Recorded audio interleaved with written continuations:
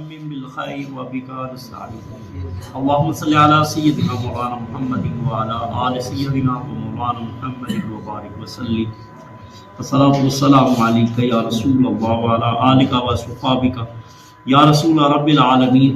بسم اللہ الرحمن الرحیم۔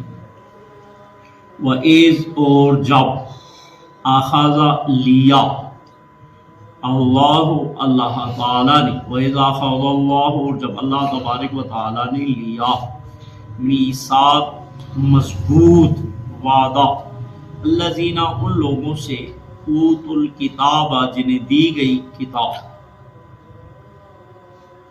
لا تبیننہ تاکہ وہ واضح کریں کھول کر بیان کریں للناس لوگوں کی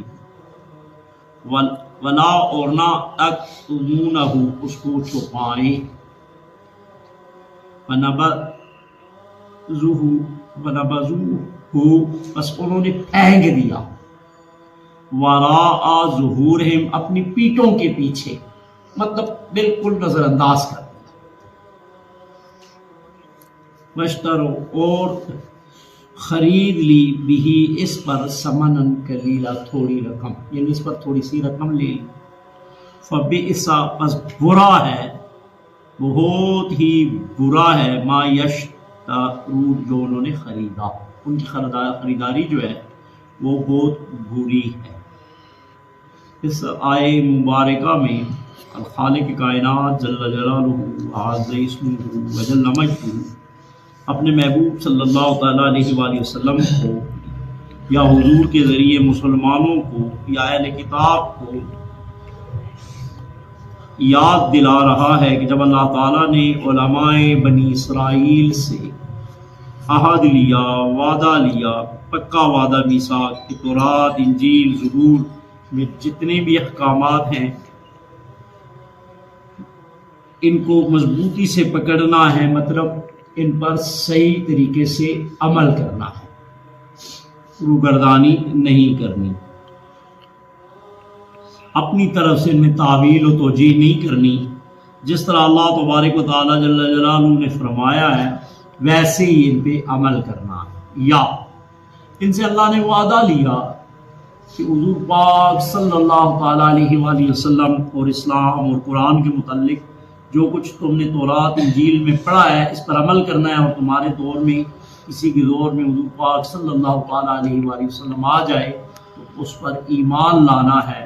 انہوں نے بجائے ایمان لانے کے اس کو اپنی پیچھے پھینک دیا، مطلب بالکل انکار کر دیا، اور چونکہ یہودی جو تھے یہ پڑھے لکھے لوگ تھے، مدینہ منورہ میں دیگر جتنے بھی لوگ تھے وہ انہی کے پاس آتے تھے مذہبی معاملات میں، وہ نظر نیاز لیتے تھے، پیسے لیتے تھے، غریب امیر آدمی آتا تو اس کے لیے حکم بدلا دیتے تھے، اپنی طرف سے کوئی اور لکھ دیتے تھے، غریب آتا اس کے لیے سخت سے سخت حکم دیتے تھے، تھوڑے پیسوں کے بدلے دین کو بیچ دیتے تھے۔ اور حضور علیہ السلام کی نعت اور حضور کی جو شان تورات انجیل میں ہے اس کو چھپا دیا، اس لیے کہ ہماری روزی ماری جائے گی، تھوڑے پیسے لے لی اور اصل دین کو یا حضور علیہ السلام کی شان اور عظمت کو یا اسلام کو چھپا لیا۔ یہ اس کا مفہوم ہے۔ اب اس میں ہمارے لیے یہ سبق یہ ہے کہ ہم بھی قرآن کریم فرقان حمید کو پڑھیں، صحیح معنوں میں عمل کریں اور اس کے کسی بھی مسئلے کو نہ چھپائیں۔ جو دین ہے وہ ہے، یہ نہیں سوچنا کہ اس سے مجھے نقصان ہوگا یا میرے بچوں کو نقصان ہوگا۔ جو دینی مسئلہ ہے اس کو ویسے ہی بیان کرو جیسے اللہ رسول نے بیان کیا ہے۔ اپنے نقصان یا فائدے کو دیکھ کے اگر اس میں تھوڑی بہت تبدیلی کرو گے یا اس میں چپ ہو جاؤ گے تو یہ خیانت ہے، اور وہ اسی زد میں آئے گا جیسے کہ ان علماء کے متعلق کہا جا رہا۔ آج بھی اگر قرآنی حکم کوئی چھپاتا ہے، پتہ ہے ان لوگوں کو نہیں بتاتا کہ اس سے نقصان ہوگا، یہ ہوگا، وہ اللہ جل جلالہ نے جب نازل کر دیا ہے تو ہم کون ہوتے ہیں کہ اس حکم کو چھپائیں، چاہے ہمیں ذاتی طور پر بھی نقصان پہنچے، لیکن اللہ رسول کا حکم جوں کا توں جیسے اللہ رسول نے ہمیں فرمایا ہے اس پر عمل کرنا ہے اور آگے اس کو پہنچانا ہے۔ اس آیہ مبارکہ میں ایک بات اور ہوئی کہ اس کو تھوڑے پیسوں کے عوض، دیکھو پہلے تو آج علماء کرام کو تھوڑی سی کوئی تنخواہ پہلے تو دیتے نہیں ہیں، اور اگر تھوڑی بہت دیتے بھی ہیں اور جو نہ دینے والے ہیں وہ جی دین بیچنے نہیں، اللہ نے کہا تھوڑے پیسے ہیں تو دین نہ بیچو، کیا زیادہ بھی بیچ لیں؟ یاد رکھو کہ الدنیا قلیل، ساری دنیا قلیل ہے، یعنی ایک آیت کا بدل ساری دنیا بھی نہیں ہو سکتی، ٹھیک ہے؟ تو یہ تھوڑے بہت کی بات نہیں ہے، یہاں بیچنے سے مراد یہ ہے کہ اللہ کے حکم کو بدلنا۔ ہمارے علماء اس کو بدلتے تو نہیں ہیں، وہ اپنے وقت کے پیسے لے سکتے ہیں۔ خلفائے راشدین نے اپنی امامت کبریٰ جو تھی، یعنی خلافت بڑی امامت ہے، اس میں باقاعدہ انہوں نے تنخواہیں لی ہیں، تھوڑی لی بہت لی ہے، چاہے ایک مزدور کی دیہڑی لی تو ہے نا، ہمارے لیے ایک جواز پیدا ہو گیا۔ اور علماء متاخرین نے، متقدمین نہیں لیتے تھے لیکن علماء متاخرین نے اس کو جائز لکھا ہے، کیونکہ ایک آدمی اگر مدرسے میں پڑھاتا ہے صبح سے دوپہر تک، شام تک، وہ اپنے بچوں کے لیے اور رزق کا کیا بندوبست کرے گا؟ ایک آدمی قاضی ہے، سارا دن بیٹھ کے فتوے دیتا ہے، تو وہ اپنے بچوں کے لیے قاری ہے، بچوں کو پڑھاتا ہے، تو یہ بیچنا نہیں ہے، اپنے وقت کے پیسے لے رہا ہے۔ اور وہ جو بیچنا قرآن میں ہے، اس سے مراد بدل دینا، تبدیل کر دینا، تحریف کر دینا مراد ہے۔ اور اگر بیچنا بھی ہو تو ہم میں سے کوئی بھی اس کو بیچتا نہیں ہے کہ یہ لے لو اور اس کی قیمت مجھے دو، اس کی قیمت تو تم دے ہی نہیں سکتے، وہ اپنے وقت کے پیسے لے۔ اور اگر وہ تمہارے ساتھ طے کر لے کہ اتنی مجھے تنخواہ دینی ہے تو اس میں کوئی حرج نہیں ہے، وہ اپنے وقت کے پیسے لے رہا ہے، نہ کہ قرآن کے لے رہا ہے، نہ کہ پڑھانے کے لے رہا ہے۔ ظاہر اس کا وقت بھی قیمتی ہے اور وہ تمہیں ٹائم دے رہا ہے تو اپنے ٹائم کے پیسے لے سکتا ہے۔ اور پھر بھی اگر کسی کو ٹھنڈ نہیں پڑتی اور وہ کہتے ہیں کہ نہیں لینے چاہیے کہ حضور علیہ السلام نے نہیں لیے، تو پھر ٹھیک ہے نا، صرف مولوی کے پیچھے کیوں ڈنڈا لے کے ہم دوڑیں؟ یہی علم دین یونیورسٹی میں، ہائی اسکول میں، پرائمری اسکول میں ایک قاری پڑھاتا ہے، عالم دین پڑھاتا ہے، عربی ٹیچر پڑھاتا ہے، یونیورسٹیوں میں، کالجوں میں پروفیسر پڑھاتے ہیں، تو کیا وہ تنخواہیں نہیں لیتے لاکھوں میں؟ آج دین صرف مولوی بیچ رہا ہے کہ اس کو تم نے 10 روپے دینے ہیں یا 100 روپیہ دینا ہے، بس تمہارا دینا مسئلہ ہے اور کوئی مسئلہ نہیں ہے۔ دین کے ساتھ ان کی کوئی محبت نہیں ہے کہ اس وجہ سے کہتے ہیں او جی دین خراب ہو رہا ہے۔ اور اگر پھر بھی نہیں سمجھ آتی تو پھر یہ سمجھو کہ حضور علیہ السلام نے نہیں لیے پیسے، ٹھیک ہے، حضور علیہ السلام نے قرآن پڑھایا، پیسے نہیں لیے۔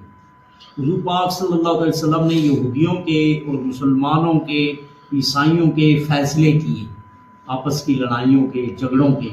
گویا حضور اپنے دور کے چیف جسٹس بھی تھے، قاضی بھی تھے، قاضی القضات تھے۔ کیا حضور نے کسی فیصلے پر پیسے لیے ہیں؟ پھر جج کیوں لیتے ہیں؟ یہ بھی دین بیچنا ہوا نا، یہ بھی دین ہے نا کہ نہیں؟ دین نہیں ہے؟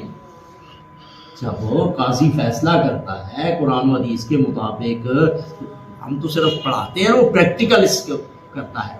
تو قاضی اگر جج پیسے لیتا ہے، وکیل دو آدمیوں کی بات کرانا، ایک آدمی کی بات سمجھ نہیں آتی دوسرا اس کی طرف سے بات کرے، تو یہ تو صحابہ کرام ایک دوسرے کے لیے کرتے تھے، سچ گواہی جا کے دیتے تھے، تو یہ وکیل کس چیز کی فیسیں لیتا ہے؟ پھر یہ بھی دین بیچنا ہوا۔ حضور پاک علیہ السلام نے بہت سے بیماروں کا علاج فرمایا، حضور نے تو پیسے نہیں لیے، پھر ڈاکٹر کیوں پیسے لیتے ہیں؟ حکیم کیوں پیسے لیتے ہیں؟ حضور علیہ السلام بدر میں، احد میں، خندق میں، تمام غزوات میں سپہ سالار تھے، کمانڈر ان چیف تھے۔ حضور نے کبھی پیسے لیے ہیں؟ نہیں لیے، تو افواج کیوں پیسے لیتی ہیں؟ حضور علیہ السلام حکمران بھی تھے، حضور نے تو حکمرانی کے پیسے نہیں لیے، تو ہمارے حکمران کیوں لیتے ہیں؟ سارا ملک کھا گئے۔ تو یہ دین بیچنا نہیں ہے؟ صرف قرآن پڑھانے والا یہ دین بیچ رہا ہے؟ صرف یہ قرآن سے لوگوں کو متنفر کرنے کے لیے، دین اسلام سے لوگوں کو ہٹانے کے لیے اس طرح کے پروپیگنڈے ہوتے ہیں کہ لوگ قرآن نہ پڑھیں، ادھر جائیں نہ، اور علماء کی توہین کرتے ہیں۔ وہ بھی جو مسجد میں بیٹھا ہوا ہے، چند سو یا چند ہزار تنخواہ ہوتی ہے، میرے خیال میں ہمارے پورے علاقے گاؤں میں 10,000 20,000 بڑے کم لوگ ہوں گے جن کی تنخواہ ہوگی 20 سے نیچے ہی ہے، کسی کی 5,000 ہے، کسی کی 7 ہے، کسی کی 4 ہے، کسی کی 2 ہے، اور وہ بھی بسا اوقات 15 تاریخ کے بعد دیتے ہیں اور ان کو کہتے ہیں تم دین بیچتے ہیں۔ تو کیا یہ شریف فیصلے کرنا دین نہیں ہے؟ کیا جہاد کرنا دین نہیں ہے؟ تو ان پہ پیسے لو تو وہ دین بیچنا نہیں ہے۔ اور نہیں ہے یقیناً یہاں پڑھانے سے بھی یہ دین بکتا نہیں ہے، سکھایا جاتا ہے، اور وہ یکسوئی سے سکھاتا ہے۔ اگر وہ محنت مزدوری بھی کرے، آج کے دور کا اپنا مزاج ہے، اگر وہ محنت مزدوری کرے، صحابہ کرام پھر سارے کام کرتے تھے نا، دین بھی سکھاتے تھے، جہاد بھی کر، سب کچھ کرتے تھے، تو پھر چھوڑ دو مولوی صاحب کو کہ وہ خلافت بھی سنبھالے، وہ قاضی بھی بنے، ادھر وہ کرے کوئی کام سیاسی نہ ملے، وہ مذہبی آدمی ہے، سیاست کے ساتھ اس کا کیا تعلق ہے؟ پھر ادھر یہ بھی کہتے ہو۔ تو صرف 5-10 روپے کے لیے، 150 یا 500 ہزار روپیہ دینے کے لیے علماء کی توہین نہ کرو، جتنی ہو سکے ان کی مدد کرو، اس سے تمہیں فائدہ ہوگا، ایک تو اخروی فائدہ، دوسرا تمہارے بچے پڑھیں گے، ظاہر ہے وہ یکسوئی سے دل لگا کے پڑھے گا، اپنا ٹائم جو ہے نا وہ اخلاص کے ساتھ دے گا۔ اگر اس کی توجہ ادھر ادھر ہوگی تو کیسے وہ یہ کام کرے گا؟ بہرحال ایسا کرنا دین بیچنا نہیں ہے کہ کسی نے تھوڑی